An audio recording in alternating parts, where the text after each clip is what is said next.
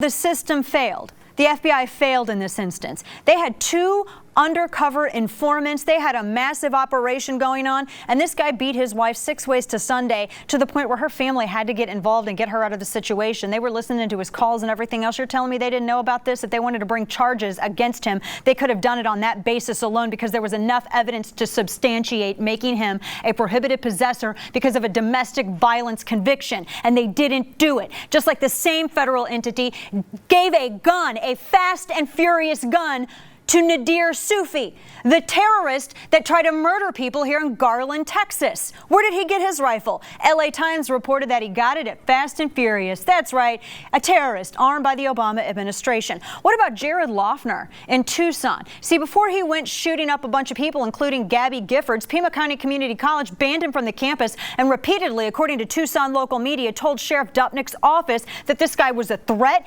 He's dangerous. He's going to do something about this. And they didn't do anything. Or what about Dylan Roof, the little Dumb and Dumber bowl-cutted thug who decided to shoot up a church, a bunch of Christians in a church? James Comey, FBI director, had to come out and say, yeah, you know what? We screwed up our background check system, and because of our screw-up, we allowed this thug to get a gun. Or what about Swung Hui Cho? He's the Virginia Tech murderer.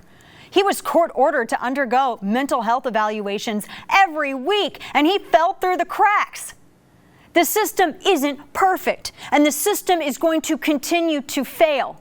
It's not the fault of the police. I hear everybody out there screaming about how it took 3 hours for the SWAT team to arrive. You know why? Because they weren't just dealing with an active shooter situation at that point. They were dealing with a hostage situation. It's completely fine to ask questions of police, but to sit here and rail on the SWAT team, they were dealing with hundreds of hostages, and so they had to change their response. They had to change their protocol. But you know something? The police wouldn't even have been in that situation if that damn security company hadn't already greenlit him, gave him a gun, and gave him a pass.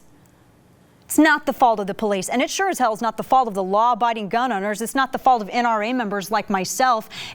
Look, he wasn't a member of the NRA, but he was a member of the Democrat Party if affiliations are important to you.